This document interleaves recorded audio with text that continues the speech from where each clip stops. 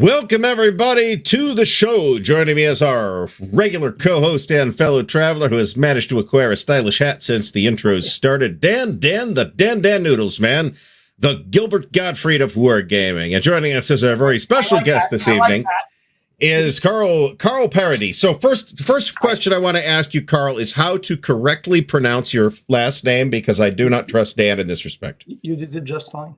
Okay, so great. So I'm right and Dan's wrong. I love it when that happens. What did you say? I worked for almost 3 years in the Seattle Bellevue area a long time ago, and to make things easier, I always said Paradis. So people I have heard you say it that way. I still do. That seemed very un-French to me, and I did not accept it.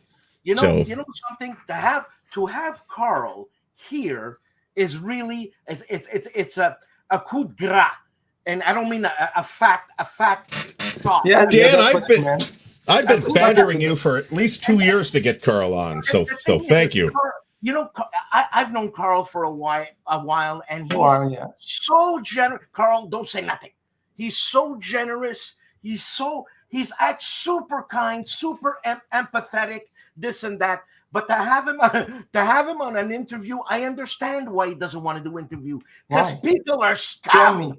They're scum. What does that mean, scum?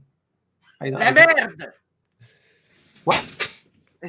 People, just people in general. And hold on a second, talking about scum, let's read some of these. Scum, yeah, okay. God. Read some of these, oh boy. Yeah. All right, go ahead, Dan.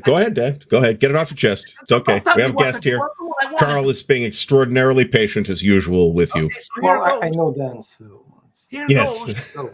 Stacking limit. I don't want to say anything because we're gonna be demonetized or put out or something. He's gonna get but wonder if Dan can stay on topic tonight.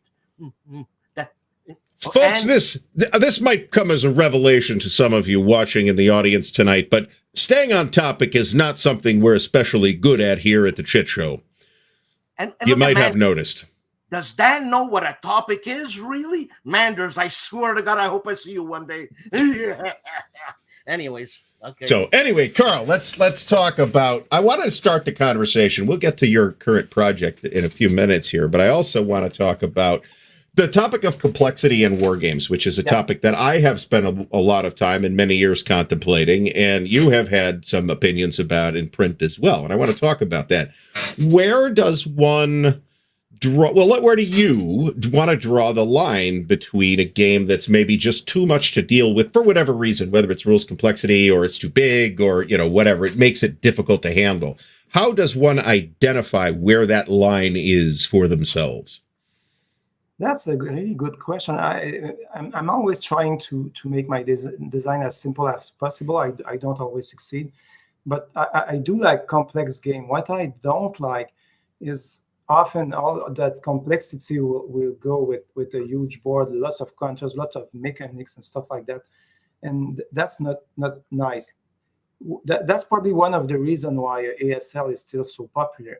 Mm-hmm. It's a really, really, really complex game, but the basic of it all, it's just a stack of rules. It's really simple, and the players, they don't play with a lot of counters, and they have small maps, so it's manageable.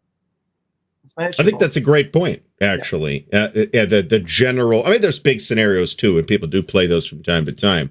But if you go to ASL Oktoberfest, which is the largest ASL people gathering on the planet, as far as I'm aware, those are 1 or 2 map scenarios. They'll have like one big thing set up that 4 people will be bashing their head against the whole week.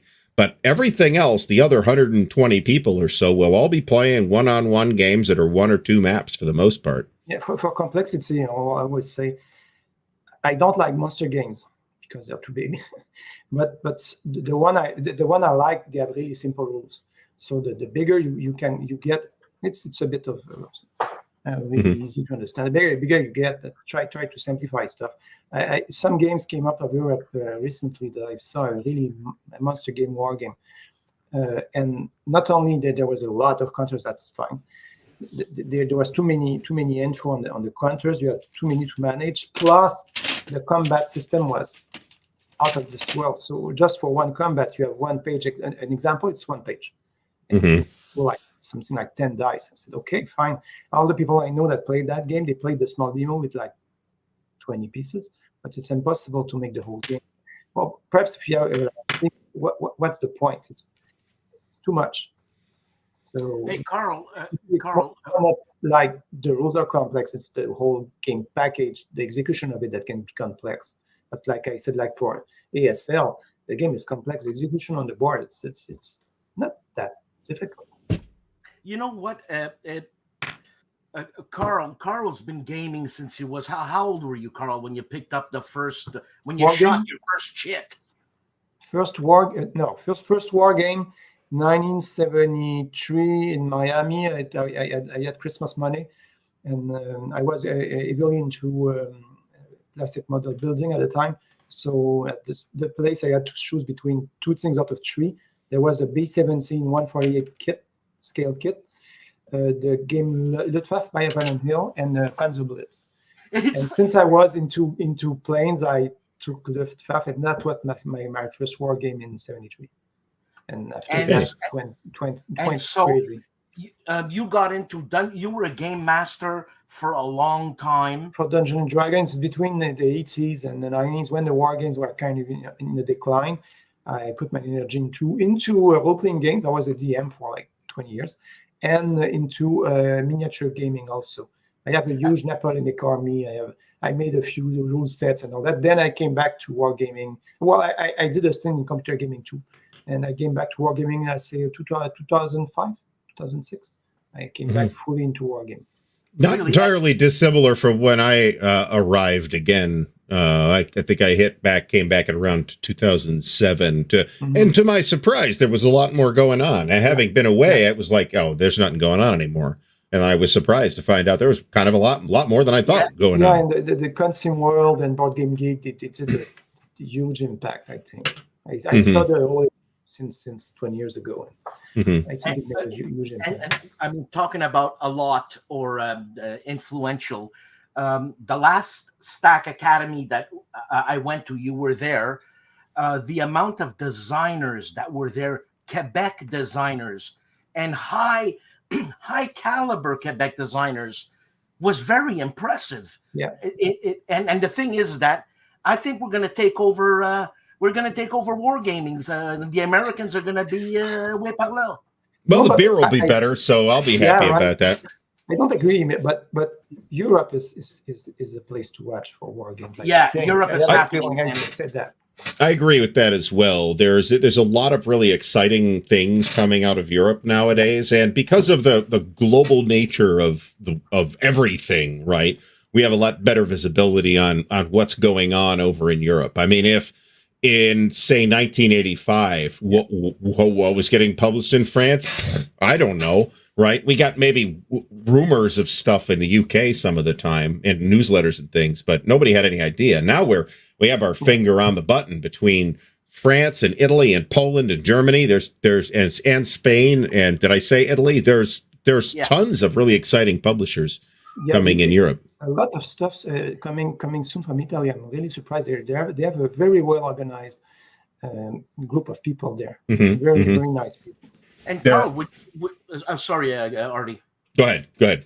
Carl, would you say that because they're in Europe, if a French designer, an Italian designer designs a Napoleonic game, are they more correct, less errata than us type thing? Depends on the people. I know one guy, Enrico Acerbi.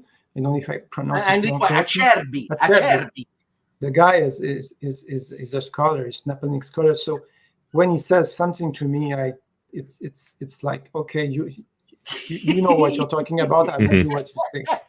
So in in some cases I agree. In some other not really. As you said, we are no more global. So the information that would have been impossible to find 30 years ago, right? Even if it's in Italy now, someone in the States can get the same thing easily. I remember when I started doing miniature game pre-internet, I traveled to New York City to get a French book that they had at the library. They had to reserve it 3 weeks in advance.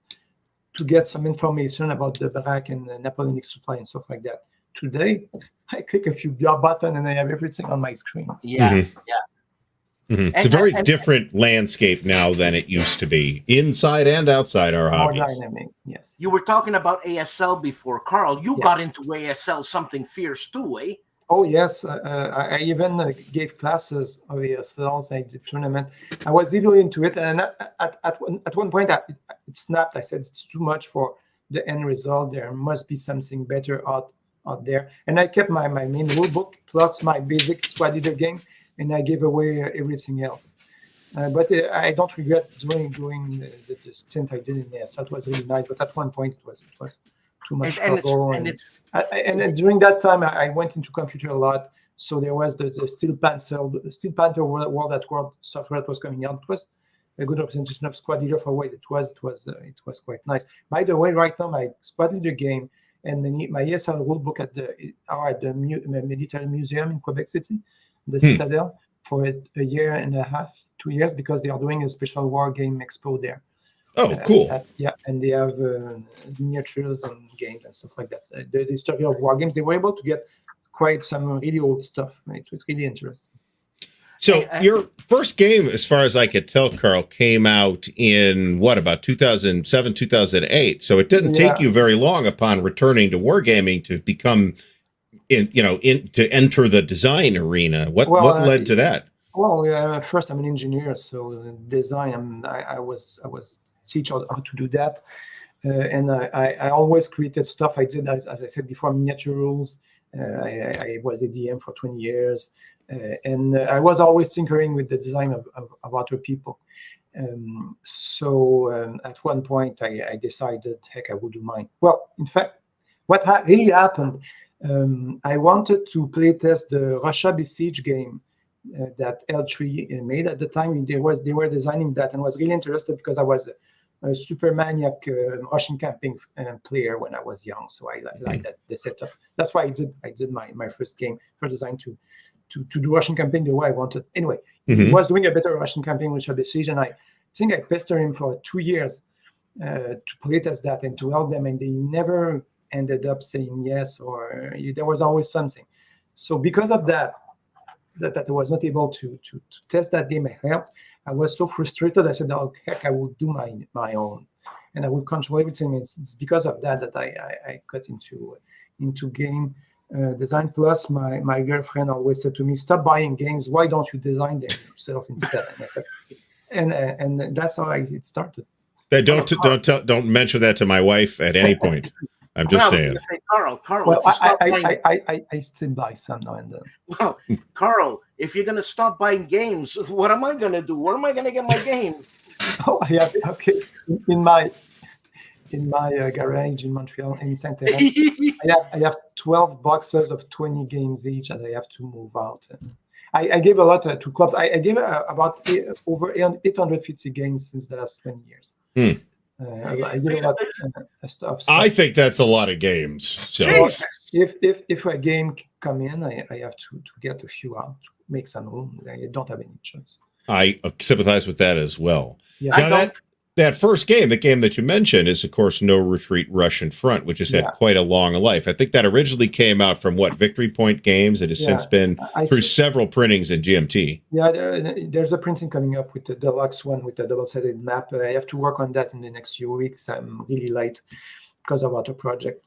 The game was started. I saw an ad in C3I magazine about Alan Emmerich, and they wanted to start a kind of war game startup for designers that want to try that. And I like the fact that they were doing small form factor games. So I find it a nice challenge to try to make the whole Russian front with 50 counters. So I designed the whole thing in about a couple of days on my kitchen table, and I sent it to Alan, and he said, "Yes, we want that game." And I started doing stuff with him then, and I was really lucky because he's an excellent developer. So I learned everything I know from him as far as game design goes. Is the No Retreat series fini? No. Well, I still have No Retreat 5 to finish. Again, I'm a bit late on that. After that, I might take a pause. I wanted to have the series go into a more tactical way, but it did not succeed. The interest was not there yet, and I was not pushing the game either. So perhaps way later, after No Retreat 5, I think I will stop a bit. Oh, but I have a No Retreat World War One that will come out. That is already planned. I work on it, but it's another company. It's not GMT. And that would be interesting to see. I was going to say, so that's it. That system for No Retreat, it transfers very well to World War One, to trench fighting. Yeah, sure. I have to use a few tricks, but yeah, it works very well. No Retreat is a classical system with cards flapped on and special combat result. But it's a few things like that. But it's really basic war game stuff. Nothing new and really new about that series of games. Besides me taking concept a bit everywhere and putting them all in the same game engine with nice counters and a big map and mounted stuff. By the way, my No Retreat, the first No Retreat was the first war game since a long time ago to have a mounted board and big rounded counters. It was something I took the inspiration from their Twilight Struggle game. I said I want my game to be like that. And it works very well. It worked very well. I mean, I think every designer says I would like my game to be like that, at least in the sense of selling through 50,000 copies or whatever the number is. Jesus. So there's that. But the No Retreat Russian front has certainly done extremely well. Yes, and so published in China, Russia, a big hit in Russia. I still get money from those guys. I think they are printing it still. I don't know. And too bad it was not done in French yet, but perhaps one day. Well, anyway, there's a big reprint coming in with a lot of extra stuff. I have to take care of that this month. Now, your last game to be released, as I recall, was Absolute War. There you go, Dan. That's pretty cool. Just as a Is thing. It the Russian edition? So. Oh, yeah, that's the Russian edition I gave you. Yeah. Unless it's some other Cyrillic language, then it's the Russian edition. They have more stuff in the Russian edition, though, because to publish it in Russia in the Putin times, they had to put some kind of Russian propaganda leaflet or stuff like that in the box. Huh. So that's interesting, and I will post some of the stuff that they wrote in that document. I would love to see that. Actually, yes, I will add that on. I would assume that there's a photo of Putin in the box that is suitable for framing as well. I don't know, Dan. You have to open your copy. We'll see. I don't want to open it. I I would totally open that, but okay. I don't want to open it. But that's not your only World War II East Front game either, no. Carl. Your most recent release, Absolute War, also has been very warmly received, and that's another GMT game. Some people liked it, some people hated it. I made one small tiny mistake with that game. I listened to the good excellent suggestion of my playtesters too much, so I did a bit of complexity that should not have been there. I tried to back up on that in making a basic set of rules, but it's not. I'm not fully happy with it. I have some stuff to. I will do at other games, but I would simplify some of the mechanics. Well, I can tell you that I've needlessly complex for nothing. I can tell you that I have seen it on tables at more than one convention at this point. So nice. That's always a good sign that you're getting convention play. I will. How can I say that in English? I will. Dan, comment tu dis ça en anglais? Simplifier les choses. What was that? Paradis. Oh yes. I need that game, Dan. Yeah. I do need that game. That's a pretty cool game, actually. Yeah, SCS World War I West Front. Yeah. And I think it's the first 3 or 4 months of the war, as I recall. Yeah.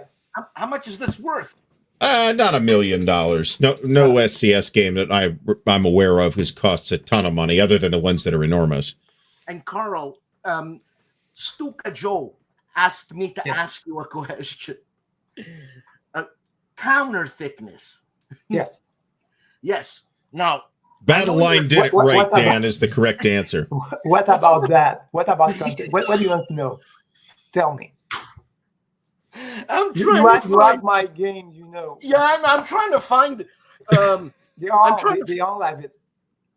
What Carl does is he doubles up on the counters, meaning he buys 2 sheets of counters and he glues them together meticulously. Yep, it's easy. And they're thicker counters, and it's really appreciated when you got big stubby sausage fingers like me. I like it a lot. Nah. And tweezers. I love tweezers. How many? Yeah, I was going to say, Carl, how many tweezers you have? I try a lot of tweezers. Never one in a set made me happy. So double counters for everything. I started that sickness in around 96, 97. That's what he calls it, a sickness. Yeah, because I have to do it now. I don't know why. It's an automatic reflex. I double my counters. You don't do that anymore now. Oh yes. Seriously? Well, it depends. The new games, a lot of games now, they have excellent tick counters. More and more you have ticker counters, but I double them anyway.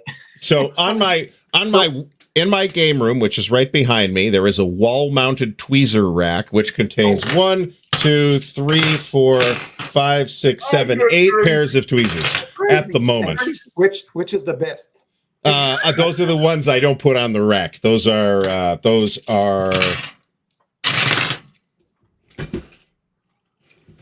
I don't know where they are. I have my personal set of tweezers that are kept in this drawer right here.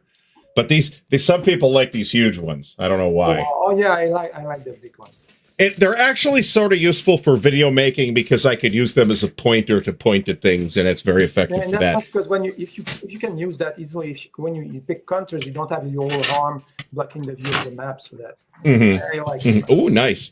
That's Stanislaw Thomas design, as I recall. I'm happy. Le Grand Empire.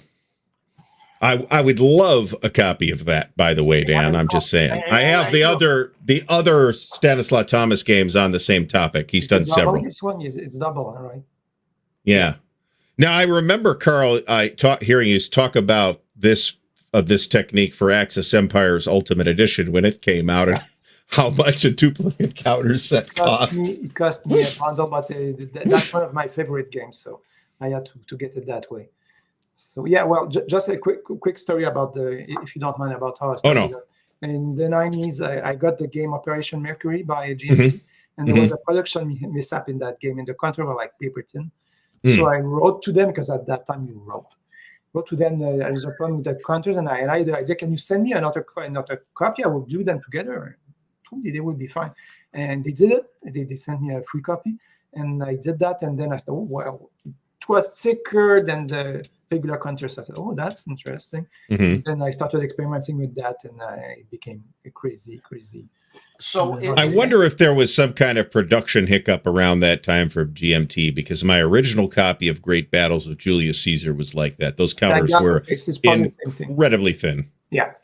And Carl, when obviously when it's time to package your game, send to the printer, do you mention, hey, I want thick counters. I want the thickest whatever you can do. You mean GMT? Well, whomever. Well, yeah, I asked for thick counter to GMT, and that's exactly what they did for. I was really happy. I even asked for the rounded edges and everything, mounted map, and they delivered it perfectly. And wow. So no problem. You see more and more of that. Perhaps the machine tools are better nowadays. So you see more and more of those pre-rounded counters. But the first one I ever got were from an old company in the 60s. I don't remember the name. Rand Associates. They did that. They did exactly that. Those counters always in the 70s. I didn't realize that anybody was doing that early. Actually, that's very interesting. Oh, yes, then again, I've never owned anything from Rand, so. Check that. Check these out on the internet. You see on Board Game Geeks. Check the pictures. You will see the counters right away. Very interesting. I know that GMT has a team, and they've been doing this a long time, so they're used to working with designers what they want. Yeah. What happens when you don't have a game that is produced by GMT? Other companies, do they still fulfill what you need in terms of material? Well, I the new company I'm dealing with right now, the Swiss company, Sound of Drums, they have some, the Chinese suppliers they have extremely good quality, and that's why I went with them for my new games, because I really wanted specific custom wood blocks and stuff like that. And some companies like GMC, understandably, they don't want to get into complex bits and stuff like that. They told me that they don't want for right now new games with blocks. Well, they will use the current series. They will do command and colors because it's already set up and all that. They said, no, well, we don't want to touch blocks for now. So, well, have you seen Worthington? They put out block games now that are laser. Yeah, the block, and it's like that's when I saw that a few years ago. A few years ago. Yeah, they did some. Oh, I didn't know that. Okay, I thought it was new. Okay. Well, it's pretty kind of new. When I saw that the Worthington painted on stuff wood blocks, I said that's what I want to do, and I built my game around doing those custom wood blocks plus painted on. You don't have any stickers to put in. I like the feelings. It's really much. It's really nice. So, it's very deluxe. Yeah. It feels very deluxe. Your fellow countrymen in on the other side of Canada, what used to be Gamma 2 games, not what is now Columbia Games. Their first couple of games had embossed blocks, and those were very nice as well. Yes, I have these games. First Napoleon and the first. But hold on, what do they have now? They have stickers now. Everything I've got from them lately has had stickers, which is now the standard, to be honest. And those games were bilingual. They were done both English and French in the rules and everything. And a very Canadian topic, Dan, Quebec 1759. That's the first block war game. Yeah, and you're talking about the Columbia Games, eh? Well, it was Gamma 2 at the time, but yeah, it's the same folks. My copy is at the Quebec Military Museum too. Oh, that's pretty sweet. I wouldn't even have known about this had fellow Canadian Gilbert Collins not also done a video on this game, by the way. Oh, sorry. Okay. Yeah, and those games were numbered also. There was only a few hundred. Mine is lucky number 13. Wow, that's impressive. Written on the box. I'm not sure Tom's got one numbered less than that at this point. So Carl, can you you've put up a few posts on Facebook about your new Napoleonic game. Personally, I think the cover I would like smashing. To congratulate you on this excellent segue, Dan. Let me just say that. Is that right? That's excellent. You're doing a great job. So yes, let's talk about the new Battle Commander Napoleon. Did I get the name right? Or Battle Commander is the series name, I guess. Series. I'm doing Napoleonics because I like that, but I will touch American Civil War, 7-Year War, and stuff like that. It's Black Powder era that I will do, and I changed the names of that darn series about 10 times, and there's so many names that are already covered. And since the philosophy for that series is a bit like Combat Commander, and Battle Commander was free, so I took that name. I will do something very, very that's my custom copy. Yep. So that's your picture too. So I figured it was your copy. Oh, that's correct. That's fine. Very good picture taker for that picture. The guy is good with the stuff. That's for sure. It's a very nice. The photos make it look fairly impressive, and of course, topically. It's on my playtest graphics. So hold on a second. I missed pretty good, something. Pretty nice looking playtest graphics, if you ask me. I did the best I could with that. Okay, Carl, I must have missed something here. What? I must have missed something here, and maybe you told me about it, but there's no hexes. No. Well, there is sort of hexes. I know. Yeah, there's a few reasons why those go on the square, but I won't go into that right away. And again, it's only a playtest copy. The final version will be done by Mark von Marshall in Germany, the guy who's doing a lot of stuff for VUCA design. So there will be kind of period like Napoleonic stuff. It's really great.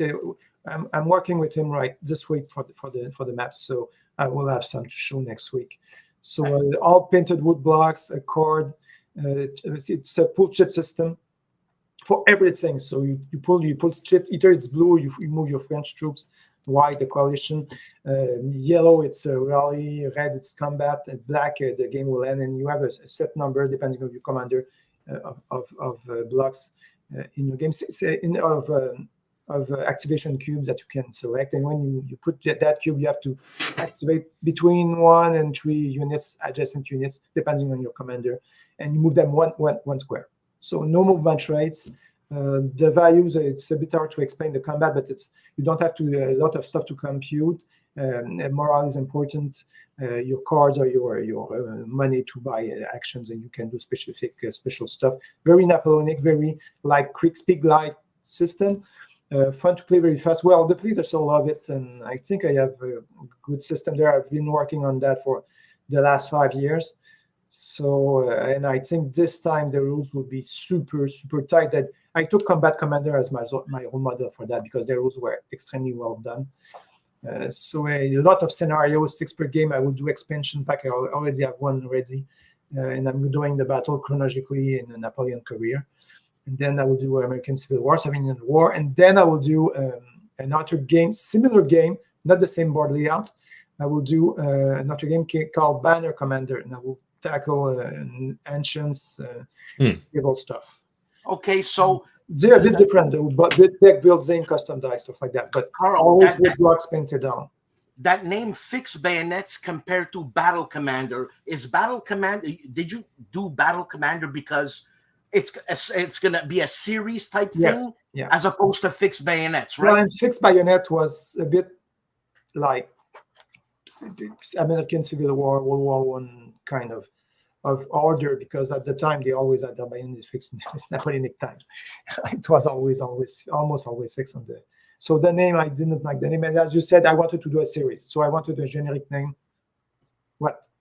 No, I'm He's miming at me because I'm talking, but was muted because I was coughing. Okay, lots of us wargamers have seen Gettysburg and will associate that term or that phrase with Civil War. Yeah. So I like the name too, but I see why you went with something different.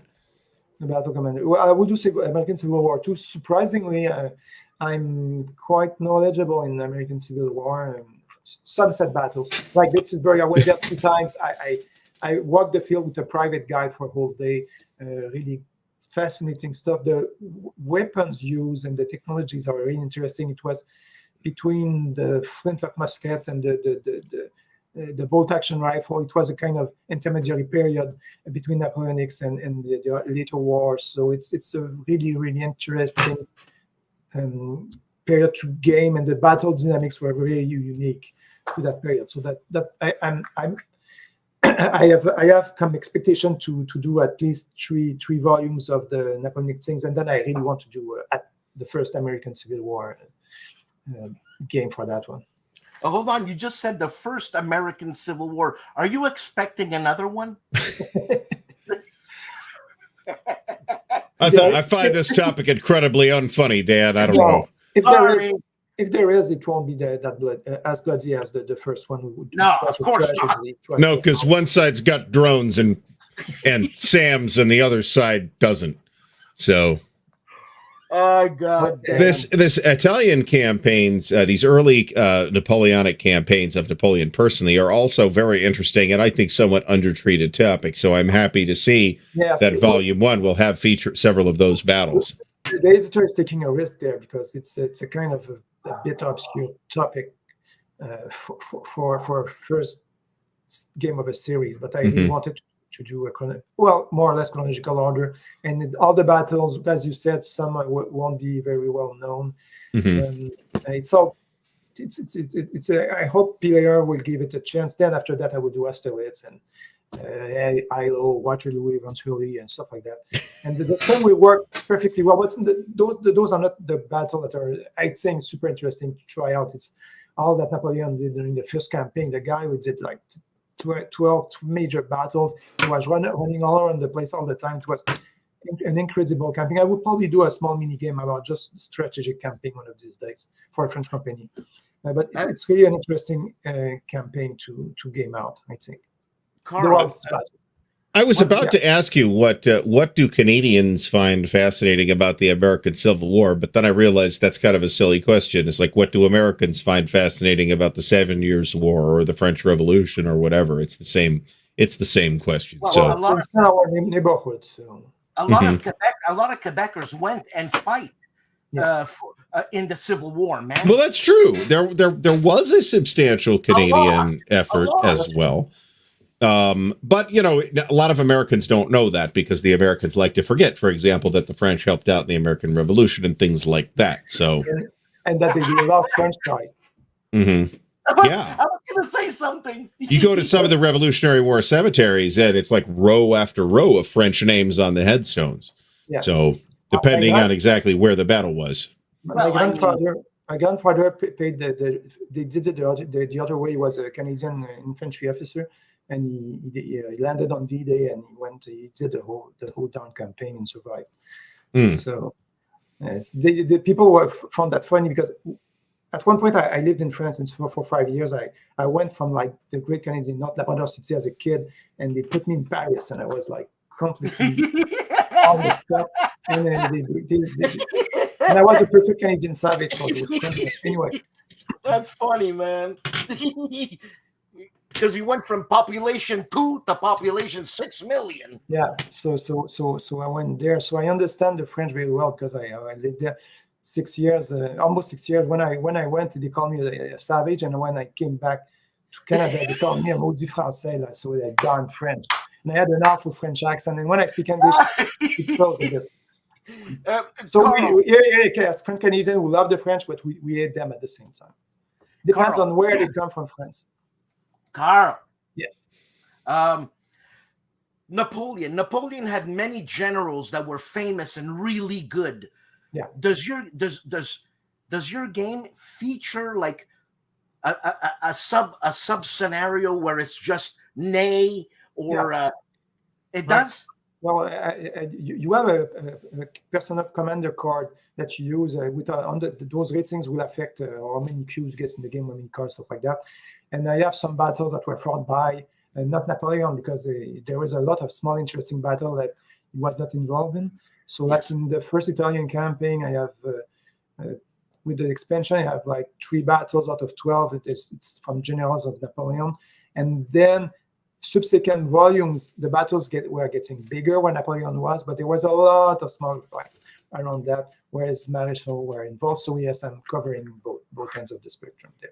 And it's funny, you're a Napoleon historian. Yes, I know. Okay. I know a lot about that. Okay, so why did Napoleon have such great generals? Were the schools in France better than they were in Britain, or better than they were in Russia? Well, that's really easy to say.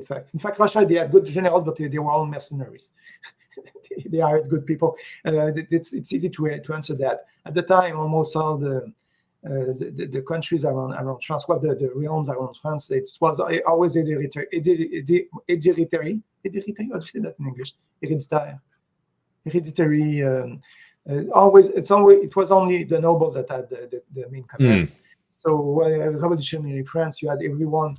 Napoleon said each soldier carries a martial baton in his backpack. Most of his generals were like sergeants and captains and lieutenants during the Revolutionary War, and they rose up in rank because they were very proficient. The English army, you had something a bit like that for the lower ranks, but then the army was pretty much despised in Britain at the start of the Napoleonic War. You went like in the army if you had no choice. So it was more of a navy country.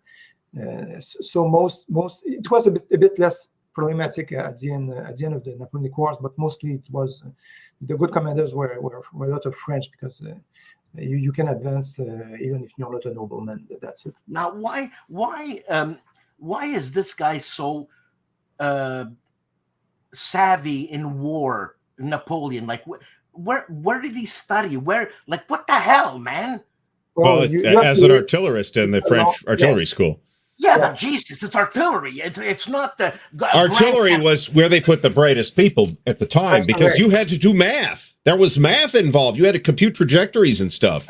You couldn't be a dummy and be an artillerist in the late 18th century. Okay. That's one of the arms that if you were not a nobleman, if you wanted to advance, you went into artillery and engineering, making bridges and stuff like that. Because that was the only way to get that. But Napoleon, we could talk about that for like days. We could. I will recommend you a few books, a few good books. And you know what, Carl? In fact, what I will do, I have an excellent. It's in French though. I have an excellent by Casterman. I have an excellent comic strip about Napoleon that I bought recently. Big book, and I'm not a comic book fan, but this one is so well made. It's super interesting to read. The drawings are gorgeous, and you go through that and you know everything. Well, everything that is to know if you want So to talk why, about Carl? Why is this guy so? Why is Napoleon so revered? When he's done so much damage? No, that's not true. You see, we don't have an argument about that. People still arguing about this. Yeah, people are still arguing about that. He did a lot of stuff. You have to read about it. Well, I'm sure the Russian people don't like Napoleon. False. They like it a lot. They respect it a lot, and they like it a lot. There's a huge Napoleonic reenactment community in Russia. The French are really popular there, so that's not correct. Anyway, it's long topic, so let's not get into Napoleon too much. Okay. I would also be interested in hearing what Napoleonic books you would recommend, Carl, whenever you'd like to get to that. Not show on that, just speaking about Napoleonics and stuff like that. Before I forget my new series that comes out, we will sign agreement with 5 other companies, so it will be published not only in English but in French, in Italian, Spanish, German, and Chinese. I was going to ask you that. You can't have one rule book in many different languages because you got to cater to the counter. Well, whatever. But we are not printing IKEA instructions after all. God's sakes, man. Yeah. The rule book was putting in the whole system was 5 years of work. I have to stop, because if I don't stop, I would start eating my games so much. I work on that. At one point, I won't want to see it. I'd love to ask about that, though, as far as you said, there'll be from different publishers for each of the localized versions. Are those publishers then handling all the tasks of translation? Yeah. Okay. But for the French. So who's going to proof it in Chinese? Chinese people. I don't know. It's not my. It's about my pay grade. You know what I'm saying? I don't know. So a lot of edition. Hopefully, if it works well. What I want to say is I worked a lot on that. Really maniac. I did it in a maniacal way almost, to make sure the rule book is like as I said before, as perfect as possible, like Combat Commander did. Because it's a series, and I don't want to touch that rule book again after. I don't want to add stuff to it. It's that rule book, and that's it. It's funny that you say that, because Mark Herman just reprised his For the People and what's that Pacific game called? Pacific War? Yeah. So he had to redo his rules, go back. I can't do that. That is no small task either. That's a big, complicated game. Super complicated game. So, yeah, we hit it as soon as the new version came out, and it's a tough game, right? It's a very challenging game to play. It's not necessarily long. You could kind of scale that to whatever you'd like to do. If you've got 2 hours, you can get a game in 2 hours. If you got 6 hours, you can get a game in that lasts 6 hours. If you got 200 hours, there's something in the box for you. I don't know. He did manage to design the whole game engine with keeping the big picture in mind, doing the whole campaign. When I design games, I have layer upon layer of complexity, design complexity to simplify players' tasks. So I have to think into when I'm writing those rules and thinking about how I will design the system to make everything foolproof, and try to find out what the possibilities player can do, and is my engine good? Is there some loophole that will break the game? But all that darn thinking, after a while, after 2 or 3 days, I tell you guys, my body starts to hurt, and I'm like dead for a few days. It's so intense. It's crazy. I find that totally believable. Carl, when you get into something, you're intense, man. You give it everything. No wonder you burn out. That's what artists, they burn out. You saw me play games with you. I can't help it. I'm going crazy. Well, hold on. Are you using that as an excuse that I beat you one game? Is that what you're saying? It's the other way around. I use it as an excuse to have beaten you so often. Oh, sorry. The people are screaming about your recommendations of Napoleon. I don't For understand books, that The is. books. The books. You had said you could recommend a few books. Oh, not now, and I'm not at home. At home, I would have picked them. Ah, up on okay, the fair enough, fair enough. Well, I said next time, and a lot That's- are in French. that's so. perfect, Carl, because that means you have to come back. Yes, So I will come I'm back okay with that. in my auto venue and in my Napoleonic room. I will do the show from there, and then I can pick up the book and show it to you right away. Folks, Carl has a Napoleonic room, which I think is something we can all aspire to. Yes, he does. He does. I have a martial arts in there. I have actual medals and all kind of stuff. I even have a West Point shako that was given to me by a friend that was a West Point graduate, and he sent me shako, a gamer fan. So, Carl, I'm going to go off topic here. Wasn't your grandfather a brigadier general? No, it was only a major. He was a midget. Me? No, you are a midget. Major. Oh, a major. Wham! Wham! Wham! Dan hasn't taken one that hard since we had Kai Jensen on the show. That's right. Thank you, Carl. Well, not only that, I spoke to the Stack Academy people before Dan came in, and I said, well, there's a special thing with Dan. When you don't see him, it's because he's here. So I will recommend one, Swords Around a Throne by John Elting. This is a pretty good one, along, of course, with David Chandler's Campaigns of Napoleon. Well, if you just want one book to have a good idea, and you're Wargamer and you want details, that's the best book. I bought that one in Seattle, in fact, with company money at the time, and let me do it at a big bookstore, and I was like so happy. And I bought also the Oman Peninsula at the same time. Excellent. 999, excellent books, great. Thank God I got a sense of humor. Thank God. Thank God. And a fabulous toilet from what we hear. So, yeah, Mike's got a lot of games. I don't have a ton of... I've got about 15 to 20 books on the Napoleonic period about various topics, and a lot of ebooks, and a decent number of games, but I don't have a Napoleonic room either. Like I said, it's something we can all... I would like to expand my basement so that I can have a Napoleon room and a Civil War room, although that might be creepy, and a World War II room, which might also be creepy. But I had only 2 rooms, so I had to do one Wargame room and one Napoleonic room. So totally fair. I know that I'm probably going to inherit Carl's Napoleonic room one day. You know what I'm saying? Or hope. The other way around. Because let's not do bets, okay, about that. Let's not. I concur with Carl's wisdom on this. So I think we've hit the topic of Battle Commander, and then we've also mentioned the other projects that you have coming out from GMT. So what else do you have cooking that we have not yet been told about? I will do, as I said, a few mini games to get back to my first love with VPG of small games. A small Alesia game, really small stuff like one pager. Plus a game like that with same thing with Napoleon Battle. To complete my first Combat Commander game, I will do a small mini game about Napoleon campaigns in Italy, a bit like Ardwulf. I think one was called Napoleon in Italy, small bots, a few characters. So I try to do the same thing. I will also do some Euros eventually in a few years.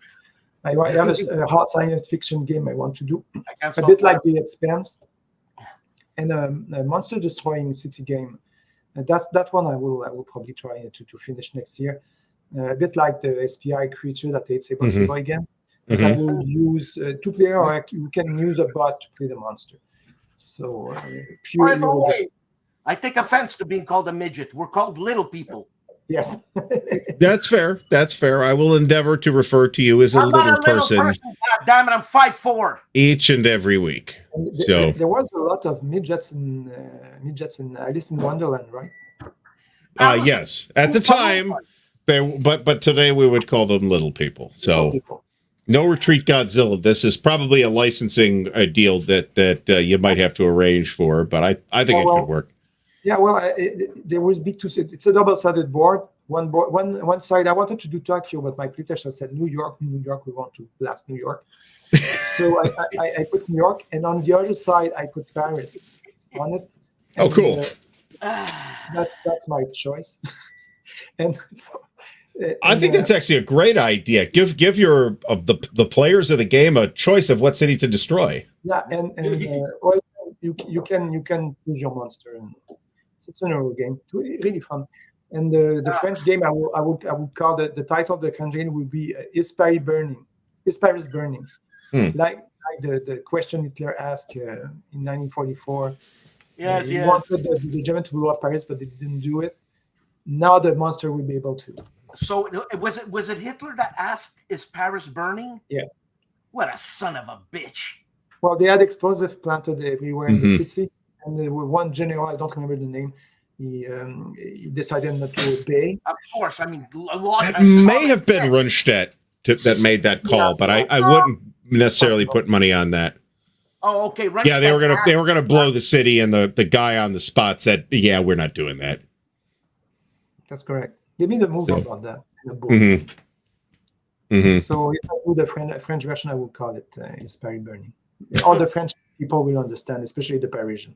I bet Dan does not even know this, actually. Hey, hold on a second. He was Italian. That's true. It was it's a gray area. I think it's a gray area. Yeah, the guy was a wall. Well, speaking of Italian, Napoleon knew to speak English pretty well, but he spoke French with an Italian accent, like Dan does. Yeah, they made fun of him in his lifetime about his Corsican accent. And you know what? Well, he was a little person too. No, in fact, he was not. He was 2 inches taller than the average Frenchman. But yeah, he was about average, in the average range for his time. That is a propaganda point repeated by the British press. Besides all the other propaganda point he did, yeah. But the soldiers of his guard were like 6 feet and up. So yeah, compared to his soldier, he was small. Plus the hats. Remember the hats. The hats are like 1.5 or 2 feet tall. And that's very important during the battles. The hat plus the plume, you had to appear as tall as possible, well, to scare your enemies, and they could misjudge the distance you were at and fire at the wrong elevation, whatever. So it served a purpose. Plus, it protected your head from the cavalry saber cuts. So, Jesus, to appear taller. I mean, what are we, grizzly bears or something? I mean, you know, I think you need to pick up. I mean, you probably could find this on the internet. Go look at Napoleonic era uniforms. There, a lot of these guys were absolutely outlandish garb. Oh, yeah. Speaking about high garb, I know a guy, an Indian in up north. He gave us a trick when you're in the woods and you have a lot of mosquitoes, and especially those big mouche à chevreuil. You'd say that in English. Horse flies. Horse flies. And worse than horse flies. Canadian horse flies. The trick he did was over his headgear. He put a big feather. So he was taller, and the flies, usually those flies, they turn around your head and they land on you. They were turning around higher, and it works. And they bite you less often. The other way to do it is to get the hell out of the forest. And Artie, I may try that in my backyard. Artie, you mentioned that the French La Grande Armée, some of them were dressed like they're going to a ball or something. But I think that era was called Rococo, which means it was really ornate. If we're going to have fashion questions here, Dan, I'm going to have to call in Alexander from the Player's Aid to answer them, aren't I? So, but they had some of the units of the guard. They had their best uniform for the day of battle. It was not always the case. I read just yesterday a really interesting article about the dyes they use for their uniforms. So to make things short, it was a disaster, and all the uniforms, the color were absolutely not what you see. The blue will become gray, and the green will become yellow. And the only color that was correct, what was okay, was white, because they could use chalk to make the uniform really bright. But the rest, they must have appeared after a few months of campaign. The whole lot must have appeared like disheveled people. And the shoes were falling apart. Did you know at the time there was no left and right shoes? It was only one. Actually, I did know that. I find that impossible to comprehend, but I did know that. Medieval shoes were like that too. Napoleon had a servant who had the exact same foot size as him, so he would wear the new boots like for a couple of weeks. To break up Napoleon. Well, a lot of nobles did that, the same thing. But Carl, can you answer this question? Can you see it? No. They ask. Molotov Cocktail is asking, how many stars do you give Ridley Scott's Napoleon movie? Okay, I never saw the movie because I know I spoke about it to my girlfriend yesterday. I said, if you want to see that movie, you have to expect me to blast it nonsense all the time during the whole movie, so you don't want me to see that. I saw some parts. I'm doing a battle in my volume 2 about the Battle of the Pyramids, and when I saw the guys firing guns at the pyramids, I thought, oh my God, what is that? They didn't even do the apocryphal part of the story where they shot the nose off the Sphinx. They're instead blowing the tops off the pyramids for no reason whatsoever. The nose of the Sphinx, if you know Obelix and Asterix French comic, it's the Obelix that was on the nose of the French. So it was Napoleon's army that actually knocked off the nose off the Sphinx? Apocryphally, that's the story that is told. That is not actually what happened. No, that's not what happened. Because that's a good shot.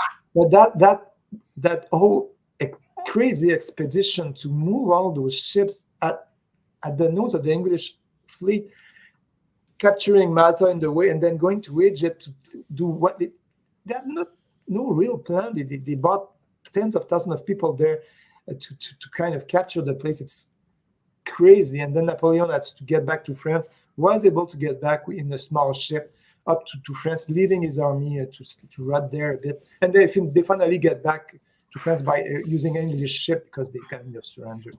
It's a crazy story, crazy idea. I don't know what they were thinking. It was really weird. Carl, I have to caution you that if you do plan to watch that film, I advise you, if you're on any form of heart medication, to have a full month's supply in your left hand and a bottle of the strongest distilled beverage you can get your hands on in your right hand. And you may be able to get through it. I don't drink anymore, but I have other ideas. You might need to make an exception for this particular project. He's in top shape. I don't even think he takes aspirin. No, I can completely sympathize with not consuming alcoholic beverages. Actually, but again, if you watch this movie, you might need it. I did my bad stuff when I was young, so I don't have anything else to prove. So that's not for me, not anymore. Fair. My sources tell me that this is an outstanding film. The Abel Gance 1928 Napoleon. Oh yes, that's a great one. There was one that was done not long ago. I don't remember. I saw some videos of it where I was not looking at the story. I was looking at the Wargaming part. So where the weapons effect, the round shots, the way the musket were firing, the cavalry was really well done. I can't place the movie right now. I have to look. If you do a Napoleonic book recommendation, I will do a few recommendations for a few movies that are really. That'd be great. Yeah, that'd be great. I'd like Ridley Scott's other Napoleonic film, even though the characters are fictional. It's a better Napoleonic film. And the American Civil War, there was quite a few. The American Civil War, there is a lot of excellent movies about that war. Didn't the Russians do a major Napoleonic movie? Well, they helped doing the Waterloo movie and the big one. Yeah. With Orson Welles and all those guys. They had a lot of soldier, the conscript used as a soldier, so they could do big battles and cost them nothing. So you're talking about the Rod Steiger movie? Yes. Okay. So, I think Bondarchuk was the director, as I recall. It's not a bad movie. A bit too English-centric, of course.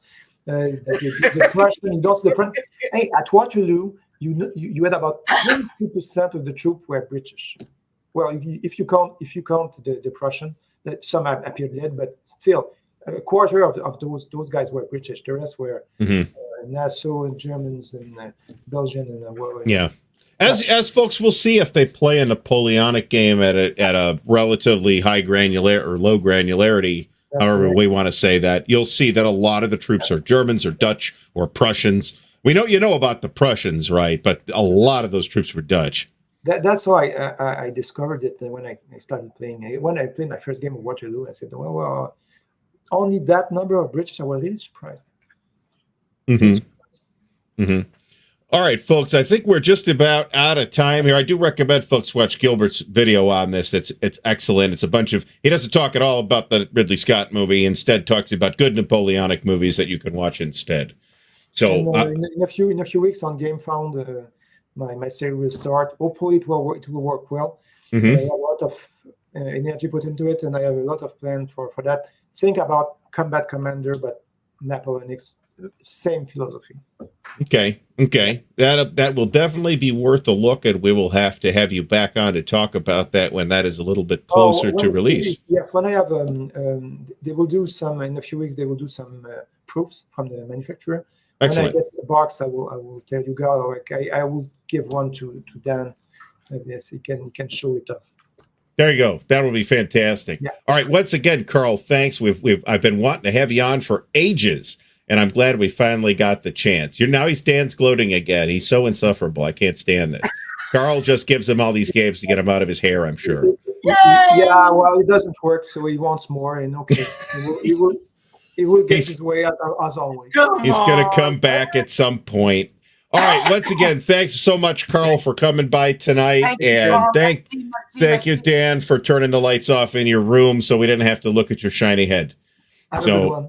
All right. Everybody have a great rest of the night. Bye, Carl.